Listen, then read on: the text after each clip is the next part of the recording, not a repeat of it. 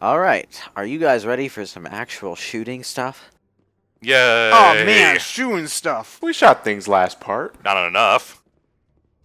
Well, there's a lot more enemies in there if you can count the little red dots on the radar. Fist knows we're coming. I guess it's time for a fist fight. Did someone say something? Did someone say something about a fisting? Wait, are we shooting the strippers? No, they've all cleared out. These are... That would have been amazing. They were secret assassins. Well, since they were all Asari, they would all have at least some level of telekinetic power, so that's actually quite possible.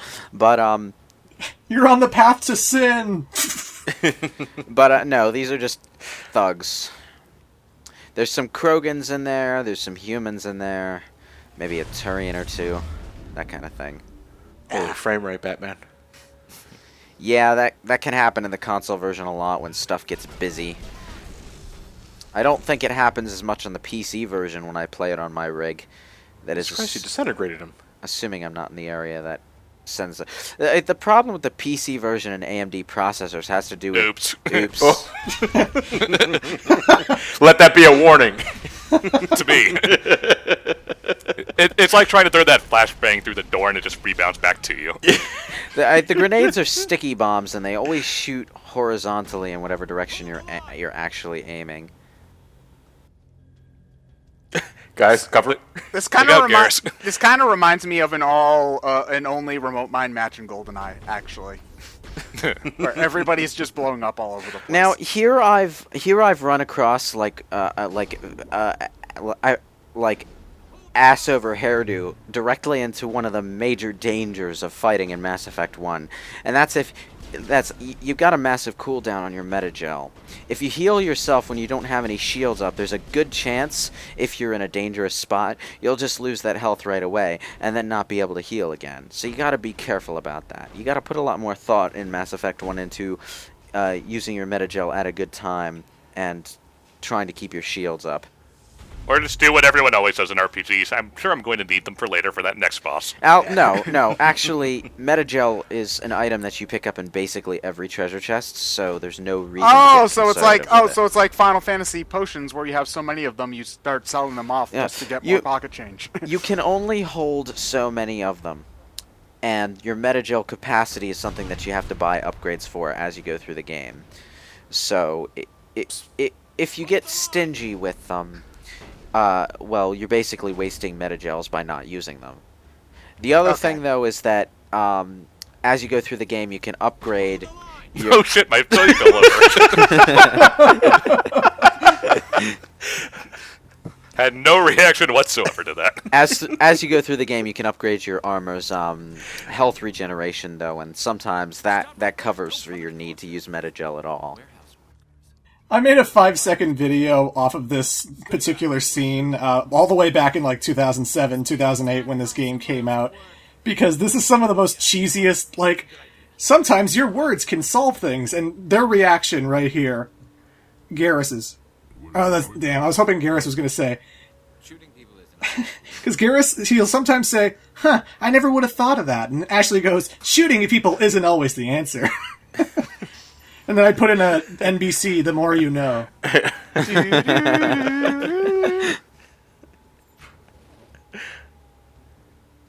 Okay, I actually missed something in here, and I'm going to go back and get it later. I'm just saying that now so that, people don't jump down my throat in the comments. You're supposed to pick up a file before you leave here, but I forgot about it, because there's a timer that kicks in after this, and I just ran out. So I'm gonna come back to this room and pick it up later. If you miss the file, you can always just come back. This room remains unlocked. By the way, when you're pulling up this menu, the game pauses, right? Yeah. The radial okay. menu. In the PC version, unless you mod it to play with a gamepad, it brings up a standard hotbar sort of thing. Oh, okay. Where's you the first time? I get used to hearing those lines because the mooks in all of the side quests repeat the same 3 lines in Mass Effect 1. Enemies everywhere, I will destroy you, or some other stock dialogue depending on what My kind of spleen. line they are. Yeah. Where's the quarry? Oh, I thought she was just pantomiming her sentences there for a second. He's no use to you now. Let me kill him. Wait, I don't know where the Quarian is, but I know where you I think this guy's wearing the best armor in the game as well. He's wearing heavy Colossus armor, yeah. Face to face. and it didn't help him much. That's the exact suit of armor I ended the game on in my first playthrough when I was a soldier class. Yeah, but the thing is, doesn't mean shit if your head's exposed. So can't you just like strip them before you leave, just to like keep it? I don't know. It's kind of a waste to just leave it there. she shows I wish, because that armor's good. Well, Colossus 10 is. Yeah. You could do that. You can do that in Fallout, couldn't you?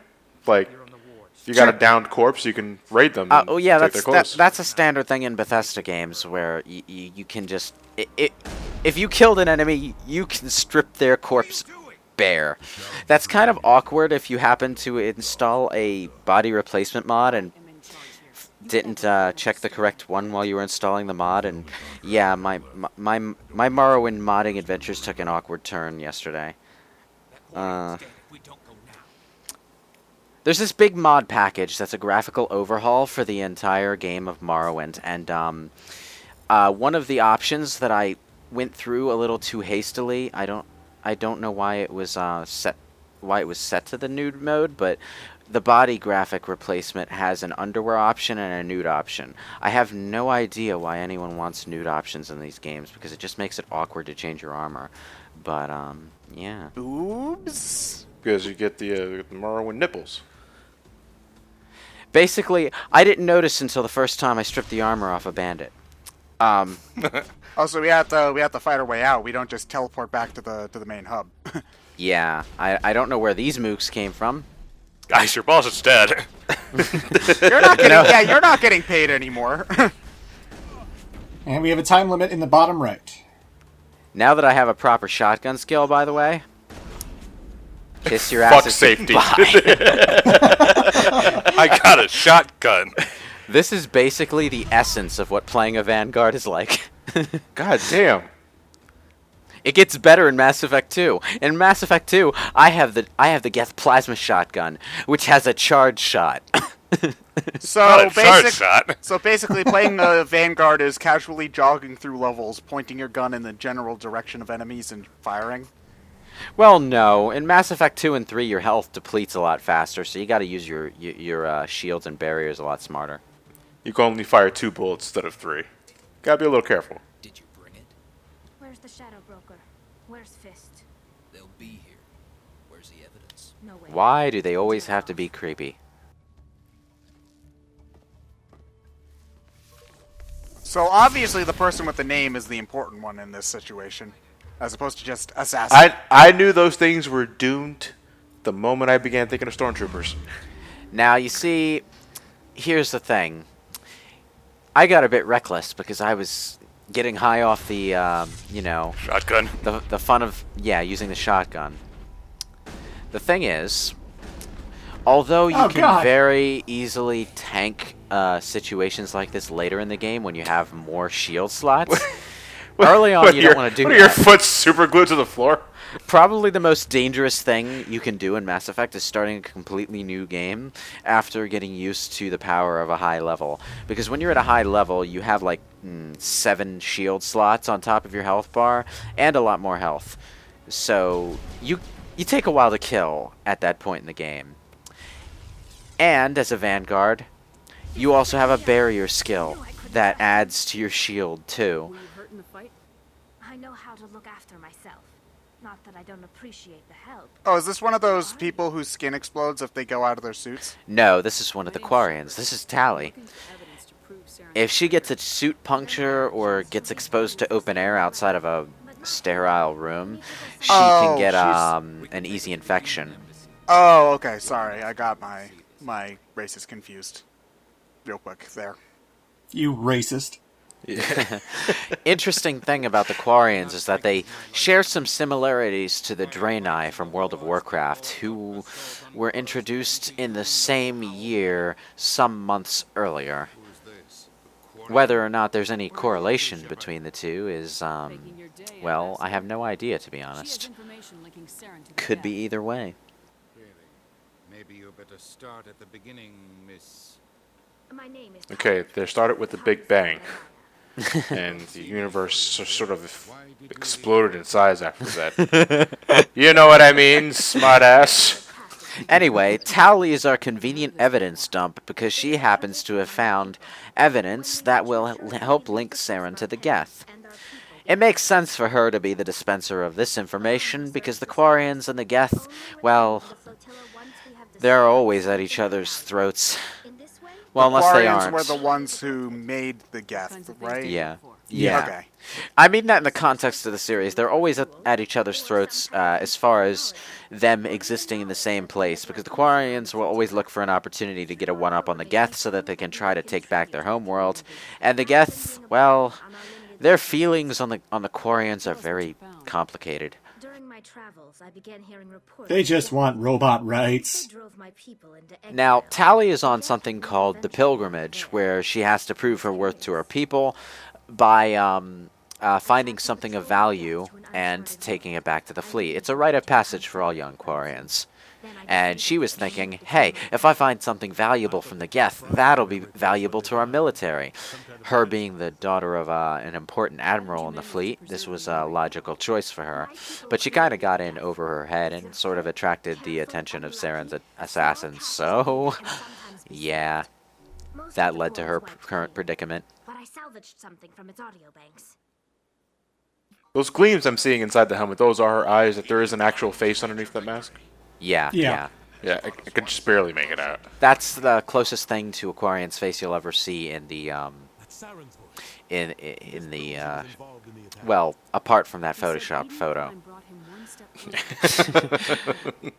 Oh. Maybe Andromeda. Maybe Andromeda. Does that game have a release date yet? Although, you know what?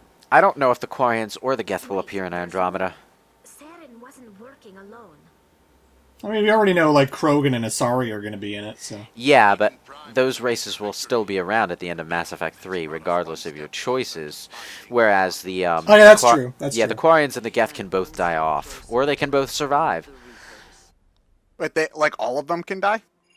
Yeah. Well, one of them is always going to die. The other one might survive, depending on how diplomatic you are and how you play it, but...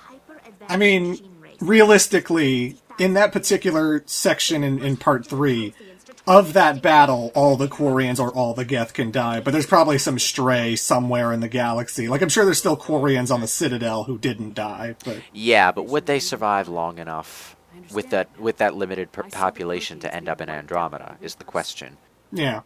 Well, I'm sure they can sci-fi a bullshit excuse to have a character there. Like, oh, the population's been really low, but the one, like, you could, I'm sure there'll be like one character. There are right-arounds. Even if it's only just like one or two of them, and if they might not even be like important, but you know. Maybe not. I guess we'll see. They didn't even show anything substantial about Andromeda at E3, if I remember correctly. Andromeda? Yeah. They showed some brief bits of gameplay, and we have good animations for cutscenes now. Huzzah. Also, Asari with eyebrows. Nerd rage. She's not sexy enough. No, it's because the Asari don't have eyebrows. Sometimes they have eyebrow-like markings on their face, which help with emotes, but they don't have actual hair. So, when that particular Asari showed up in the trailer, a lot of people who are really into Mass Effect lore got sour at it. But yeah, we managed to find evidence. Yeah. Comparison's sake, Ashley seems rather mundane compared to who else, all the other names in your party. Oh yeah, it's the only name that sounds white. Not what I was getting at, asshole. I mean, like, you got Kaiden, Tali, what was the girl's name we just recruited? Tali. Tali, you know, then Ashley. Yeah. Huh. Ashley Williams, Kaiden Alenko, Garrus Vicarian, Tali Zora Vasaraya. I almost called her Vas Normandy, but that's jumping ahead. And Bob. Bob Shepard. Yeah, Bob Shepard. And Liara Tassoni. And Erdnot Rex. But we have proof that Saren's evil. Bam, bam, Oh. bam.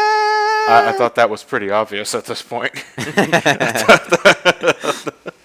Well, yeah, we have proof to prove to the council that he's evil. Because they're the people who decide whether or not he gets his paycheck this week or not. Well, sometimes when I think...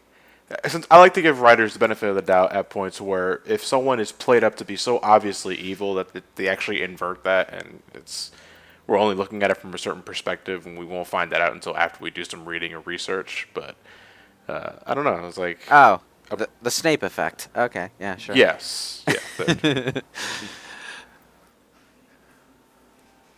The Snape's still a dick, though. Oh no, he's a Yeah. massive dick. He's a dick, but he's not an evil dick. I'm pretty sure Snape is like Slytherin knees for asshole. Well, I mean, let's be fair. When they were making the Hogwarts houses, they've got, okay, here's the house for smart people, here's the house for brave people, here's the house for stoners, and here's the house for jackasses. If you go here, you're automatically an evil person. Well, I would like Can't to be see trusted. that deleted scene in the Sorting Cap. Oh, man. Jackass! Man, you know what? Just by bringing that up, you've probably incited a 6-mile-long debate between Harry Potter fans and our Oh, comments. Harry Potter fans can go fuck themselves. And as we all know, the Harry Potter fan base and the Mass Effect fan base have been in a war for over a decade.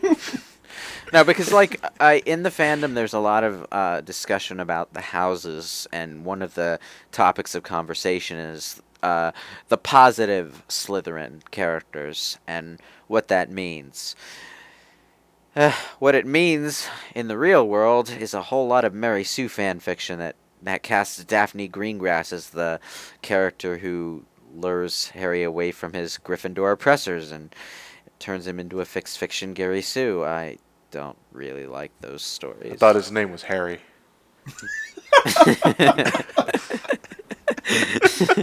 Harry Stew. 10 points for Gryffindor. Oh, man. I hate those stories. They basically take away everything that makes Harry unique. And, I think someone's phone said we gotta wrap it up. That was mine. Sorry. You know, I actually do have lying around a Harry Potter and the Sorcerer's Stone GBA game.